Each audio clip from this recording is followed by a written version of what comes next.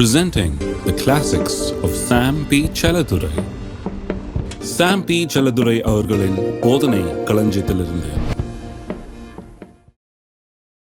உன்னதமானவரின் மறைவில் இருக்கிறவன் சர்வ வல்லவருடைய நிழலில் தங்குவான். நான் கர்த்தரை நோக்கி, நீர் என் அடைக்கலம், என் கோட்டை, என் தேவன், நான் நம்பி இருக்கிறவர் என்று சொல்லுவேன். அவர் உன்னை வேடனுடைய கண்ணிக்கும் பாழாக்கும் கொள்ளை நோய்க்கும் தப்புவிப்பார். அவர் தமது சிறகுகளாலே உன்னை மூடுவார். அவர் செட்டைகளின் கீழ் நீ அடைக்கலம் புகுவாய். அவருடைய சத்தியம் உனக்கு பரிசையும் கேடகமும் ஆகும். இரவில் உண்டாகும் பயங்கரத்துக்கும் பகலில் பறக்கும் அம்புக்கும் இருளில் நடமாடும் கொள்ளை நோய்க்கும் மத்தியானத்தில் பாழாக்கும் சங்காரத்துக்கும் பயப்படாதிருப்பாய். பாழாக்கும் கொள்ளை நோய்க்கும் தப்புவிப்பார் என்று சொல்லுகிறது. பாழாக்கும் கொள்ளை நோய், பாழாக்கும் கொள்ளை நோய் என்றால் வியாதிகளை, நம்முடைய உயிருக்கே ஆபத்தை விளைவிக்கக்கூடிய வியாதிகள், உயிரை போக்கக்கூடிய வியாதிகள், தீராத வியாதிகள். கொள்ளை நோய் வந்து நம்மை கொள்ளை கொண்டு போகிறது, நம்முடைய உயிரையே பறித்து கொண்டு போகிறதே, அப்படிப்பட்ட நோய்களை குறித்து சொல்லப்பட்டிருக்கிறது. அதிலிருந்தும் நம்மை காப்பார், தப்புவிப்பார். எதிலிருந்து? அந்த அபாயகரமான நம்முடைய உயிரை பறிக்கக்கூடிய கொள்ளை நோய்களிலிருந்தும் ஆண்டவர் நம்மை தப்புவிப்பார் என்று வாக்குத்தத்தம் கொடுக்கப்பட்டிருக்கிறது. எப்பொழுது தப்புவிப்பார்? அவருடைய மறைவிடத்திலே நாம் தங்க வேண்டும். அவருடைய நிழலிலே நாம் எப்போதும் தரித்திருக்க வேண்டும். அவர் என்னுடைய கோட்டை, என்னுடைய அடைக்கலம் என்று வாயை திறந்து நாம் சொல்ல வேண்டும். இப்படி சொல்லும் போது வேடனுடைய கண்ணிக்கு நம்மை பாதுகாத்து இந்த பாழாக்கும் கொள்ளை நோய்க்கும் நம்மை தப்புவிப்பார். உண்மையாகவே கல்வாரி சிலுவையிலே நம்முடைய பாவங்களை மட்டுமல்லாமல் நம்முடைய நோய்களையும் சுமந்து தீர்த்தார். நோய்களுக்கு நம் மீது அதிகாரம் கிடையாது. நோய்கள் நம்மை பாழாக்காமல் அவருடைய வாக்குத்தத்தங்கள் நமக்காக கொடுக்கப்பட்டிருக்கிறது. தெய்வீக சுகம் என்னும் வாக்குத்தத்தம், வியாதியிலிருந்து விடுதலை என்கிற வாக்குத்தத்தம் நமக்காக கொடுக்கப்பட்டிருக்கிறது. அப்பத்தையும் தண்ணீரையும் ஆசீர்வதித்து வியாதியை உன் மத்தியிலிருந்து விலக்குவேன் என்று சொல்லி இருக்கிறார். நானே உன் பரிகாரியாகிய கர்த்தர் என்று சொல்லி இருக்கிறார். நம்முடைய நோய்களை ஏற்றுக்கொண்டு நம்முடைய வேதனைகளை கல்வாரி சிலுவையிலே சுமந்தார் என்று எழுதியிருக்கிறது. அவருடைய தழும்புகளால் நாம் குணமானோம் என்று வேதவசனம் சொல்லுகிறது. ஆகையால் அதிலிருந்தும் நோய்களிலிருந்தும் நம்மை அவர் தப்புவிக்கிறார் என்பது திட்டவட்டமாக சங்கீதம் 91 சொல்லப்பட்டிருக்கிறது. இப்பொழுது 4ஆம் வசனத்தை கவனிப்போம். அவர் தமது சிறகுகளாலே உன்னை மூடுவார். மூடுவார் என்று சொன்ன உடனே ஆங்கிலத்தில் சொல்லி இருக்குது, he shall cover you. Cover அல்லது மூடுவார் என்று சொன்ன உடனே எப்படி நினைக்கிறோம்? நாம் அப்படியே மறைக்கப்படும்படியாக, காணப்பட முடியாத அளவுக்கு, பிசாசு நம்மை கண்டுகொள்ளாத அளவுக்கு, நம்மை பார்க்காத அளவுக்கு நம்மை மூடுவார் என்று நாம் நினைக்கிறோம். அப்படி அல்ல. மூடுவார் என்பது வேறொரு அர்த்தத்திலே சொல்லப்பட்டிருக்கிறது. மூடுவார் என்பது எந்த அர்த்தத்திலே சொல்லப்பட்டிருக்கிறான்? நம்மை சுற்றி அவர் வேலி அடைப்பார் என்கிற அர்த்தத்திலே தான் மூடுவார். இந்த மூடுவார் என்கிற வார்த்தை ஏதோ ஒரு மூடியை போட்டு மூடுற மாதிரி இல்ல, ஒரு வேலியை போட்டு அடைப்பதை போல என்று எபிரேய நிபுணர்கள் சொல்லுகிறார்கள். நாம் திருப்போம் ஒரு வசனத்துக்கு, நாம் திருப்பி அதனுடைய உதாரணத்தை நாம் பார்ப்போம். யாத்திராகமம் 40ஆம் அதிகாரம் 21ஆம் வசனம். ஆசரிப்பு கூடாரத்திலே அந்த திரைச்சிலையை குறித்து இங்கு சொல்லப்பட்டிருக்கிறது. அங்கே அதே வார்த்தை கவரிங் என்று உபயோகப்படுத்தப்பட்டிருக்கிறது. அந்த கவர் அல்லது மூடுகிற அந்த காரியம் சொல்லப்பட்டிருக்கிறது. பெட்டியை வாசஸ்தலத்துக்குள்ளே கொண்டு போய் மறைவின் திரைச்சிலையை தொங்க வைத்து சாட்சி பெட்டியை மறைத்து வைத்தான். இந்த மறைத்து வைத்தான் என்கிறதுக்கு என்ன அர்த்தம்?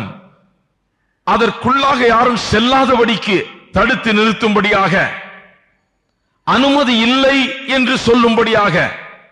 இதற்குள்ளாக பிரதான ஆசாரியன் மட்டும் வருஷத்துக்கு ஒரு முறை செல்லலாம்.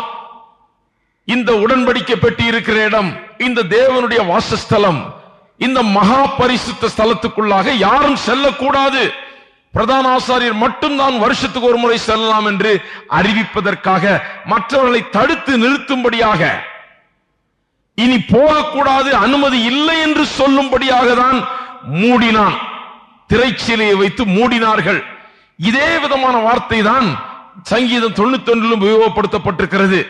மூடினான் என்று சொன்னால் கண் காணாதபடிக்கு மூடினான் என்பது அல்ல, யாருக்கும் உள்ளே அனுமதி இல்லை என்று சொல்லுகிற அர்த்தத்திலே அது சொல்லப்பட்டிருக்கிறது. அனுமதி கொடுக்காமல் மூடினான். அப்படிதான் கர்த்தர் நம்மை மூடுகிறார் என்று சங்கீதம் 91 நாம் பார்க்கிறோம். எத்தனை பேருக்கு தெரியும் கர்த்தர் நம்முடைய வாழ்க்கையை சுற்றி ஒரு வேலியை போட்டு அடைக்கிறார் என்று? அதை குறித்து பேச போறோம் இன்னைக்கு. எல்லாரும் சொல்லுங்க, கர்த்தர் என்னை சுற்றி வேலியிட்டு அடைக்கிறார். எதற்கு வேலியிட்டு அடைக்கிறார்?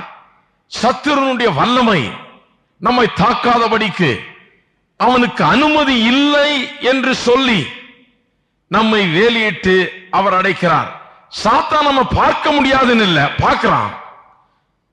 ஆனால் அவன் உள்ளே வர முடியாது, அவன் தொட முடியாது, அவனுக்கு அந்த வேலியை தாண்டி வர அதிகாரம் இல்லை. அவர் தமது சிறகுகளாலே உன்னை மூடுவார் என்று சொல்லும் போது வெறும் சிறகுகளாலே ஏதோ மூடுறதல்ல, ஒரு வேலியை போல, அப்படி ஒரு ஹெட்ஜ், ஒரு வேலியை போட்டது போல நம்முடைய வாழ்க்கையை சுற்றி அவர் பாதுகாக்கிறார், நம்மை பராமரிக்கிறார் என்ற அர்த்தத்திலே தான் சொல்லப்பட்டிருக்கிறது. சாத்தானுக்கு தெரியும் உங்களை சுற்றி ஒரு வேலி இருக்குதுன்னு. எத்தனை பேருக்கு தெரியும்? சாத்தான் என்னென்ன சொல்றான் நம்மளை பற்றி, அவிசுவாசி நம்மளை பற்றி என்னென்ன சொல்றான், அவ்வளவு அளவு கூட விசுவாசிக்கு தெரிய மாட்டேங்குது. சாத்தானுக்கு தெரிஞ்சதும் அவிசுவாசிக்கு தெரிஞ்சதுலயும் சாத்தானுக்கு தெரிஞ்சதுலயும் பாதி விசுவாசிக்கு தெரிஞ்சதுன்னா விசுவாசி இன்னைக்கு பெரிய வெற்றிகரமான விசுவாசிகளா இருப்பார்கள். சாத்தானுக்கு தெரிஞ்சதும் அவிசுவாசிக்கு தெரிஞ்சதும் நம்மை பற்றி அவன் சொல்லுகிறதையும் நான் கவனித்தோம் என்றால் அதுல எவ்வளவு சத்தியங்கள் அடங்கி இருக்கிறது என்பதை பார்ப்போம். பிலேயாம் தீர்க்க தரிசனம் சொல்லும் போது தேவனுடைய மக்களை பற்றி என்ன சொல்லுகிறான் எண்ணி பாருங்கள். மற்ற ஜனங்கள் இஸ்ரவேல் மக்களை குறித்து என்ன சொல்லுகிறார்கள் எண்ணி பாருங்கள். இப்படி பார்த்தீர்கள் என்றால் சாத்தானுக்கும் மற்ற நம்முடைய விரோதிகளுக்கும் நம்மை சுற்றியிருக்கிறவர்களுக்கும் நம்மை குறித்து என்ன எண்ணம் என்பதை நாம் உணர்வோம்.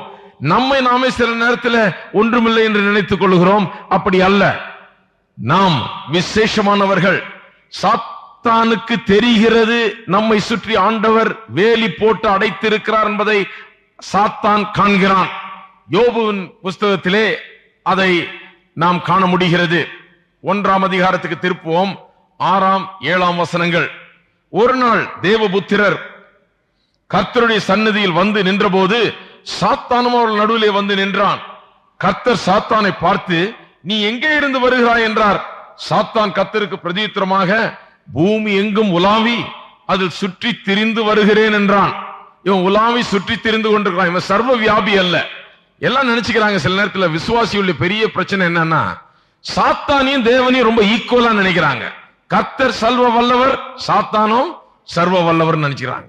கர்த்தர் சர்வ வியாபி, சாத்தானும் சர்வ வியாபி. அவன் நினைச்சதெல்லாம் செய்ய முடியும், எந்த நேரம் வேணா எதையும் செய்ய முடியும். கிடையாது, அவன் சர்வ வல்லவனும் கிடையாது, சர்வ வியாபியும் கிடையாது. அவன் சுற்றி திரிந்து கொண்டிருக்கிறான். ஒரு நேரத்தில் ஒரு இடத்துலதான் அவனால் இருக்க முடியும். கர்த்தர் அப்படி இல்லை, அவர் எல்லா இடத்திலேயும் எல்லா நேரத்திலும் எப்போதும் ஒரே நேரத்தில் இருக்க முடியும். அவன் சுற்றி திரிந்து கொண்டிருக்கிறான். எங்கே இருந்து வருகிறான் என்றார் கர்த்தர். சாத்தான் கர்த்தருக்கு பிரதியுத்தரமாக, பூமி எங்கும் உலாவி அதில் சுற்றி திரிந்து வருகிறேன் என்றான். கர்த்தர் சாத்தானை நோக்கி, என் தாசனாகிய யோபின் மேல் கவனம் வைத்தாயோ? உத்தமனும் சன்மார்க்கனும் தேவனுக்கு பயந்து பொல்லாப்புக்கு விலகுறவனுமாகிய அவனைப் போல பூமியில் ஒருவனும் இல்லை என்றார். அதற்கு சாத்தான் கர்த்தருக்கு பிரதியுத்தரமாக, யோபு விருதாவாகவா தேவனுக்கு பயந்து நடக்கிறான்? நீர் அவனையும் அவன் வீட்டையும் அவனுக்கு உண்டாக்கின எல்லாவற்றையும் சுற்றி வேலி அடைக்கவில்லையோ? கவனிச்சீங்களா? சாத்தான் சொல்றான். யோபுவுக்கு தெரியுதான்னு தெரியல, சாத்தானுக்கு தெரியும். சாத்தான் உலகம் எங்கும் சுற்றி திரிகிறான்.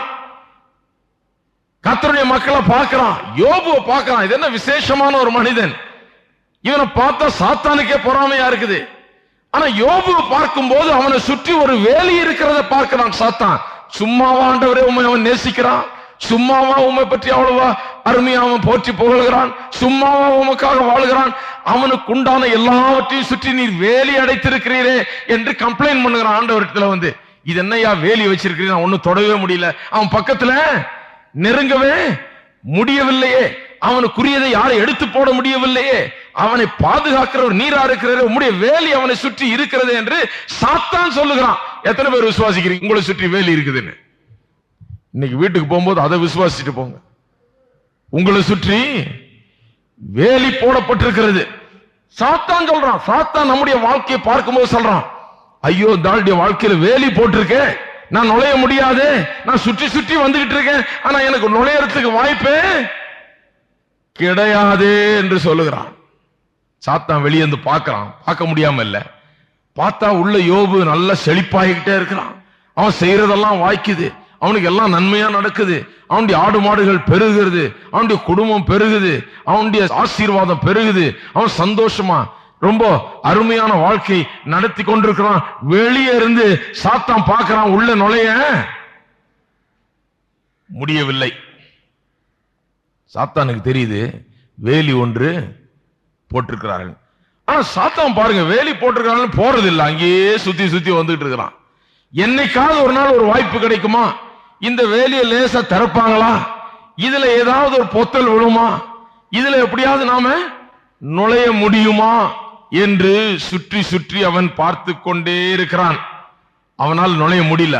அந்த வேலி ஒரு பெருஞ்சுவரை போல இருக்குது, அவனுக்கு மதில் சுவரை போல இருக்குது, அவனுக்கு நுழைய முடியாது என்கிற நிலையிலே அவன் இருக்கிறான். சாத்தான் யோபுவை பார்த்து பொறாமைப்பட்டு கொண்டு அப்படியே நின்று கொண்டிருக்கிறான். இந்த வேலி நம்மை சுற்றிலும் போடப்பட்டிருக்கிறது, அதை நாம் முதல் அறிந்து கொள்ள வேண்டும். நம்மை சுற்றி கர்த்தர் வேலி போட்டிருக்கிறார். தமது சிறகுகளால் உன்னை மூடுவார் என்று சொல்லும் போது இப்படியே எழுதி கொள்ளலாம் நீங்கள், அவர் நம்மை சுற்றி வேலி அடைத்து நம்மை காக்கிறார், அதுதான் அதனுடைய அர்த்தம். தம்முடைய சிறகுகளால் மூடுவார் என்று சொன்னால் வேலியை போட்டு சாத்தானுடைய கண்களுக்கு முன்பதாக அவன் பார்க்கிறான், ஆனால் உள்ளே வர முடியாது. அவன் வெளியே நிற்கிறான், சுற்றி திரிகிறான், ஆனால் நம்மை தொட முடியாது என்ற அளவுக்கு ஒரு வேலியை எழுப்பி நம்மை அவர் பாதுகாக்கிறார் என்பதுதான் அதன் பொருள். எப்படி இந்த வேலி வேலை செய்யுது, இந்த வேலியினுடைய ரகசியம் என்ன, எப்படி இந்த வேலி நிக்குது? சங்கீதம் 91 மறுபடியும் திருப்போம், யோபு அப்படியே வைத்துக் கொள்வோம். பிரதர் யோபு கிட்ட அப்புறம் வருவோம். அவர் தமது சிறகுகளாலே உன்னை மூடுவார், அவர் செட்டையின் கீழே அடைக்கலம் புகுவாய், அவருடைய சத்தியமும் உனக்கு பரிசையும் கேடவுமாகும். செட்டையின் கீழே அடைக்கலம் புகுவாய் என்று எழுதியிருக்கிறது. ஆங்கிலத்தில் எப்படி சொல்லி இருக்கிறது? And under his wings shalt thou trust. அவருடைய செட்டைகள் கீழே நம்பி நீ புகுந்து கொள்வாய் என்று சொல்லப்பட்டிருக்கிறது. இந்த வேலி எப்படி வேலை செய்யுதுன்னா நம்பிக்கையின் பேர்ல வேலை செய்யுது, விசுவாசத்தின் பேர்ல. ட்ரஸ்ட். எத்தனை நாளுக்கு நம்ம ட்ரஸ்ட் வைத்துக் கொண்டிருக்கிறோமோ, நம்புகிறோமோ, நம்பி அந்த செட்டையின் கீழே புகுந்து கொள்ளுகிறோமோ, எவ்வளவு நாட்கள் நாம் அந்த பாதுகாப்பில் விசுவாசம் வைக்கிறோமோ அவ்வளவு நாட்கள் அந்த வேலி நமக்காக வேலை செய்து கொண்டே இருக்கிறது. அமெரிக்காவில் சில வீடுகளில் வேலி போட்டிருப்பாங்க, பெரிய 2-3 ஏக்கர் இருக்கும், நடுவில் வீடு இருக்கும். வேலி போட்டு அதுல எலக்ட்ரிக்கல் கரண்ட் வேற ஓடும், யாரும் உள்ள தொட்டு கட்ட முடியாது, அந்த வேலியை தொட முடியாது. தொட்ட ஷாக்கு தான் அடிக்கும், ஆள் மாட்டிக்குவான். அதை எலக்ட்ரிசிட்டியோட ஹுக்அப் பண்ணி இருக்கிறாங்க. எலக்ட்ரிசிட்டியோட ஹுக்அப் பண்ணி இருக்கிற வரைக்கும் அந்த வேலியை எவனும் தாண்டவே முடியாது, பக்கத்துல வரவே முடியாது, எந்த ஆடு மாடும் வர முடியாது, எந்த மனுஷனும் உள்ள நெருங்க முடியாது. அது பாதுகாப்பா இருக்கும். அந்த எலக்ட்ரிசிட்டி எடுத்துட்டா அது எல்லா வேலியை போலதான் சாதாரணமா எல்லாம் வந்துகிட்டு போயிட்டு இருக்கலாம். கொஞ்சம் உடைச்சிட்டு இங்க கொஞ்சம் விலக்கிட்டு வந்துகிட்டு போய்கிட்டு இருக்கலாம். நம்முடைய வாழ்க்கையில் இந்த வேலி எப்படி வேலை செய்யுது? இங்க எலக்ட்ரிசிட்டியில கனெக்ஷன் கொடுக்கறாங்க, வர்றவங்களுக்கு எல்லாம் ஷாக் அடிக்குது, அவனு தொடர்றது இல்ல. அது நம்முடைய வேலி எப்படி? நம்முடைய வேலி எப்படி தெரியுமா? விசுவாசம். அந்த விசுவாசத்துல தான் கிரியை செய்கிறது. அவருடைய செட்டைகளுக்குள்ளாக நாம் அவருடைய வார்த்தைகளை நம்பி, அவர் காப்பார் என்கிற வார்த்தைகளை நம்பி நாம் அடைக்கலம் போகிறோமே, அந்த வேலி தான் நம்ம பாதுகாக்கிறது. விசுவாசத்தை எடுத்துருங்க, அந்த வேலி ஒன்னும் பிரயோஜனமே கிடையாது. எல்லா வேலியை போல ஆடு மாடெல்லாம் அந்த வேலி மேல ஏறி மிதிச்சு அது பாட்டுக்குள்ள வந்துட்டு போயிட்டு இருக்கும். வந்து போய் போய் போய் பெரிய கேட்டே உண்டாயிடும். எத்தனை பேருக்கு தெரியும்? எத்தனையோ இடத்துல வேலி போட்டு வச்சிருக்கிறாங்க. ஆனா ஆட்கள் அப்படியே நுழைஞ்சு அப்படி இங்க பூந்து அந்த பக்கம் போறது, அங்கிருந்து பூந்து இந்த பக்கம் வர்றதுன்னு வந்து கடைசியில் ஒரு பெரிய கேட்டே உண்டாக்கிடுவாங்க. இந்த பக்கம் பூந்து இப்படி போவான், அங்க இருந்து இப்படி வருவான், எல்லாம் பொது வழியா ஆயிடும். சிலருடைய வாழ்க்கை அப்படிதான் இருக்குது, பொது வழிய போல இருக்குது. சாத்தானுடைய சகல அசுத்த சக்திகளும் எப்ப வேணா வந்துட்டு எப்ப வேணா போலான்ற போல வழியே உண்டாக்கி வச்சிருக்காங்க. வந்து போய் அப்படியே அந்த வேலியில பிளவு ஏற்பட்டு ஒரு பெரிய கேட் மாதிரியே உண்டாயிருக்குது. என்க்ரோச்மெண்ட் நிறைய இருக்குது. உள்ள வந்துட்டு போயிட்டு இருக்கிறான் அவன் பாட்டுக்கு சாத்தான். ஏன் உள்ள வந்துட்டு போயிட்டு இருக்கிறான்? விசுவாசம். கர்த்தர் நம்மை காக்கிறார், அவர் நம்மை வேலி அடைத்து காக்கிறார். நம்மை தீங்கு ஒன்று அணுகாது, நம்மை அது தொடாது. பிசாசின் சக்திகள் நம்மை அணுக முடியாது, அணுகக்கூடாது. தேவனுடைய பிள்ளை நான் என்கிற விசுவாசத்திலே அவர்கள் நிற்கிறதில்லை. அந்த ட்ரஸ்ட் என்கிற வார்த்தையில தான் அடங்கி இருக்குது அந்த வேலியினுடைய வல்லமையே. அந்த ட்ரஸ்ட் எடுத்துருங்க, அந்த வேலிக்கு வல்லமையே கிடையாது. அந்த ட்ரஸ்ட் எவ்வளவு நாளைக்கு இருக்குதோ அவ்வளவு நாளுக்கு அந்த வேலிக்கு வல்லமை இருக்கிறது.